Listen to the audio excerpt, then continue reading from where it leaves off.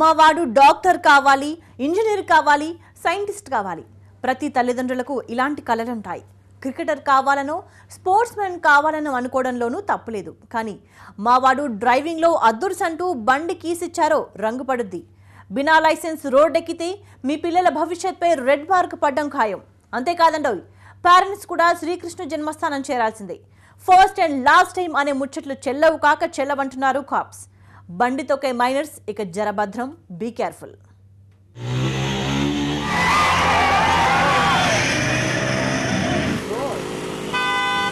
బలాదూర్గా bike రేసులు, నడి రోడ్డుపై స్టంట్లు, మైనర్ల driving ఆగడాలు అన్నీ ఇన్ని కావు. కత్తిలాంటి కారుందని, అదిరేటి బైక్ ఉందని రోడ్డెక్కి ప్రజల ప్రాణాలతో చెలగాటమాడే పిల్ల రాక్షసులకు కొదవలేకుండా పోతోంది.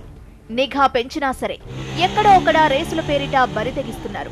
అయితే ఇన్నాళ్లు జరిమానా, కౌన్సిలింగ్ తో సరిపెట్టిన పోలీసులు గీత దాటిన కుర్రాళ్ల తాట తీయడానికి సిద్ధమవుతున్నారు.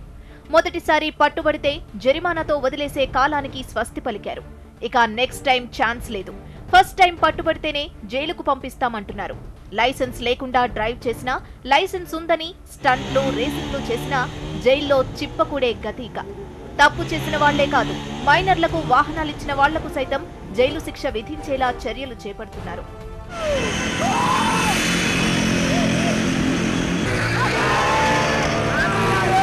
చిన్నారి రమ్య ఘటన తరువాత మైనర్ల డ్రైవింగ్, ర్యాష్ డ్రైవింగ్ పై పోలీసులు నిఘా ముమ్మరం చేశారు. ఇలాంటి నేరాలను అరికట్టాలంటే కఠిన శిక్షలు విధించడమే సరైన మార్గం అంటున్నారు. ఇదే విషయంపై కోర్టును అభ్యర్థించనున్నారు.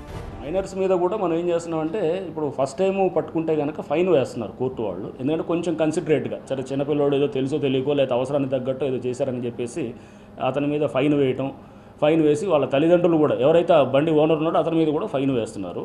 అయితే మేము దాన్ని కోర్టు వాళ్ళ దృష్టికి తీసుకెళ్ళినప్పుడు ఏమన్నామంటే, ఇది లైసెన్స్ లేకుండా నడపడం అనేది చాలా తీవ్రమైన నేరం వేరే దేశాల్లో. ఇప్పుడు ఉదాహరణకు దుబాయ్కి వెళ్ళామనుకోండి, దుబాయ్లో లైసెన్స్ లేకుండా నడిపితే కనుక డిపోర్ట్ చేస్తారు, వేరే వెనక్కి దేశానికి పంపించేస్తారు. సో అదే వేరే కంట్రీల్లో, ఏది అమెరికానో యూరోప్లోనో లైసెన్స్ లేకుండా నడిపితే చాలా పెద్ద నేరంగా చూస్తారు. మన దగ్గర లైసెన్స్ లేకుండా అనేది చాలా నార్మల్గా నడిచిపోతుంది, ఫైన్లతోటి చెల్లుబాటు అవుతుంది. మేము అది తీవ్రంగా తీసుకోవాలని చెప్పేసి మేము ఛార్జ్షీట్లు వేస్తున్నాం. కోర్టు వాళ్ళని రిక్వెస్ట్ చేసాం, మీరు దీనిలో తప్పకుండా జైలుకి పంపిస్తే తప్ప ఇక్కడ పరిస్థితులు కాస్త బెటర్గా అయ్యే పరిస్థితి లేదు అనేటటువంటిది మా భావన. కాబట్టి పోలీస్ తరపు నుంచి మేము రిక్వెస్ట్ చేయడం జరిగిందనమాట. కోర్టు వాళ్ళు కూడా సానుకూలంగా స్పందించారు. గతేడాది మైనర్ డ్రైవింగ్ కేసులో 4,000కు పైగా నమోదయ్యాయి. ట్రాఫిక్ రూల్స్ ను ఉల్లంఘించే వారిని గుర్తించి డేటాబేస్ ను తయారు చేస్తున్నారు పోలీసులు.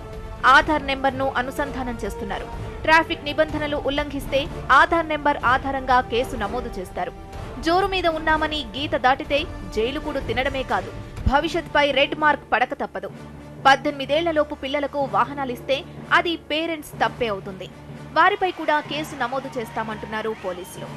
సో ఇవన్నీ కూడా ఆధార్ అనుసంధానం అయి ఉన్నాయి. ఇప్పుడు ఫస్ట్ టైం దొరికితే కనుక రెండోసారి దొరికితే అతను జైలుకు పంపిద్దాం అనేది కోర్టు వాళ్ళ గతంలో చెప్పినటువంటి వాళ్ళ ఆలోచన.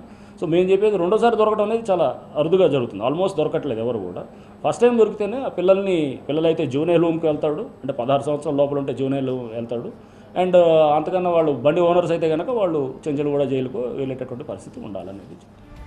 డియర్ పేరెంట్స్, లైసెన్స్ లేకుండా పిల్లలకు వాహనాలిస్తే వారి భవిష్యత్పై రెడ్ మార్క్ పడ్డమే కాదు, మీరు చిక్కుల్లో పడక తప్పదు. తస్మాత్ జాగ్రత్త.